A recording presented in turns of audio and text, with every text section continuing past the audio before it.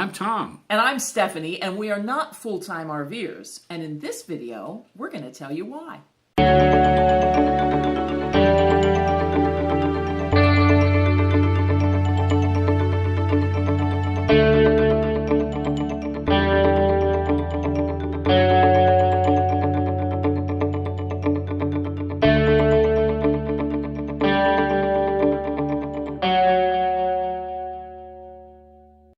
The big trend in today's RV community seems to be living full-time in your RV.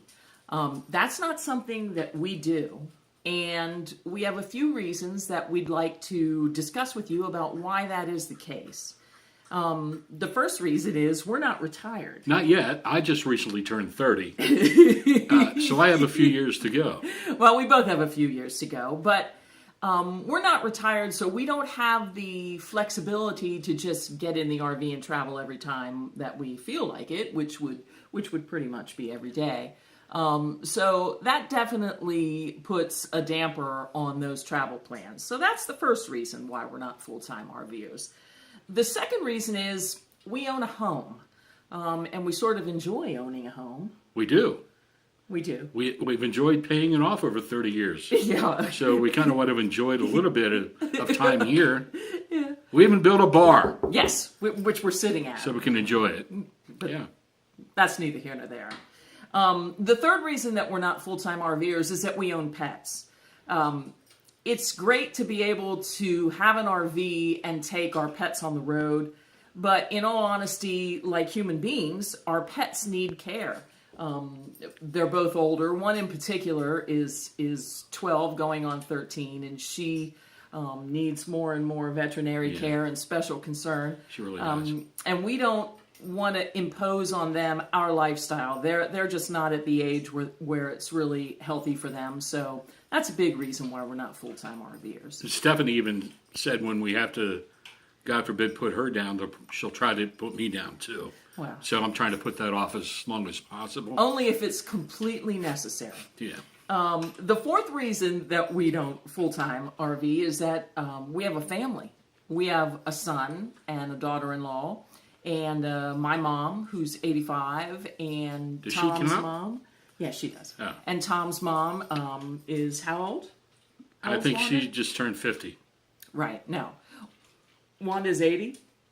I think Anyway. 79. 79. Actually. So They had me when they were barely 16. okay, well they don't If you do the math. they don't need to know that. Okay. But the bottom line is we have a family. We don't want to abandon them, obviously. And besides that, we still enjoy holidays at home.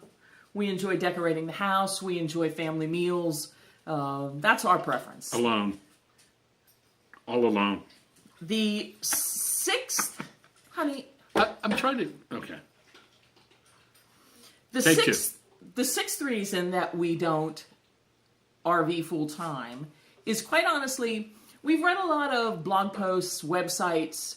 We've seen a lot of videos from folks that talk about RVing, and I believe that they severely underestimate the actual cost of being a full-time RVer. I've seen estimates as low as $400 a month. And I'm not knocking that, I'm not judging that, but I can't imagine, having just crossed the country and been traveling for 30 days, living on $400 a month. Well, I mean, honestly, that figure has to be somebody who's actually in one place. Now, that's not traveling. I mean, that's not full-time RVing. Trust me. Right. And to be honest, if you're trying to live on that very small amount every month, to me, you're being trapped far worse than if you were simply staying in your house. Because for $400 a month, you're not affording gas. We have a Class A. We have a 1998 Seabreeze 1310 Limited by National RV. It's only a 31-foot Class A, but still, it's a 75-gallon tank. And if you average gas prices at $3 a gallon, it's well over $200 to fill it just one time. I had to get a paper route just to afford it. Yeah, he did.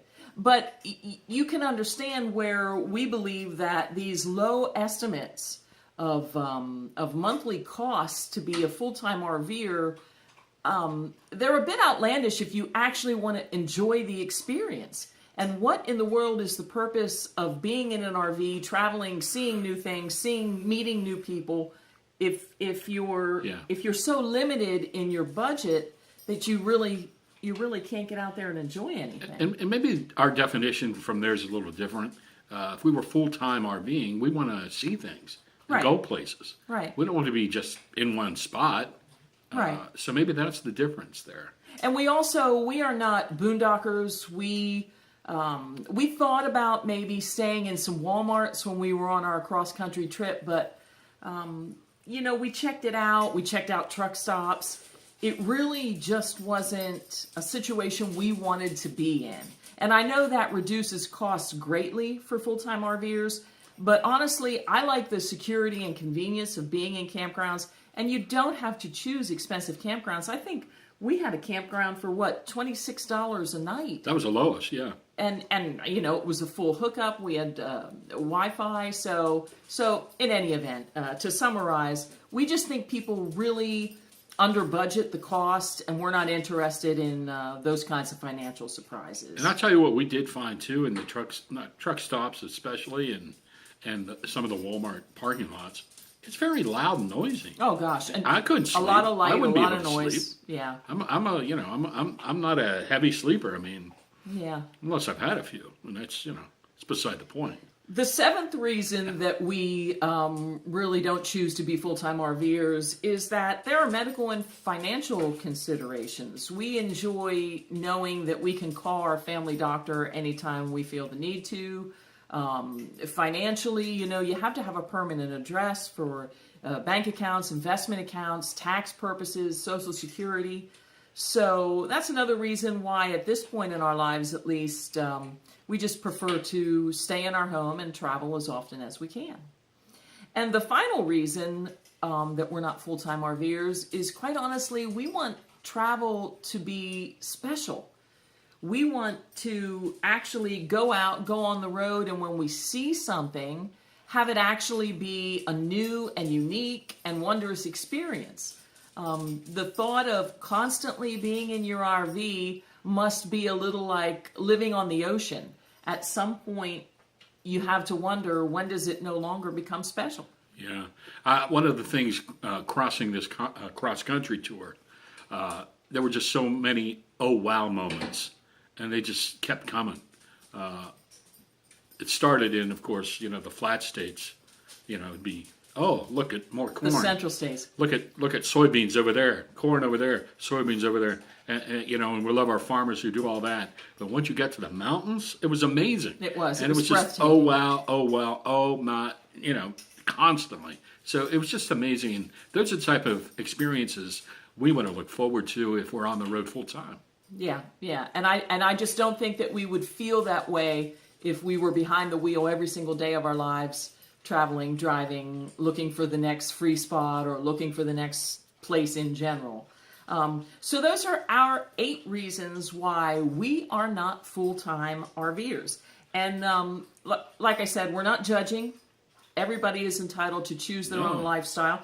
But we really hope you'll consider these items when you think about being a full-time RVer, because I think they're pretty serious considerations. Well, yeah, I mean, it comes back to how you want to live and how you're living in an RV. I mean, God bless you. You choose to live a nomad's life and, be the bare minimums, you probably can do it for, minimum amounts. But, we just want to do a little more than what you're talking about, so.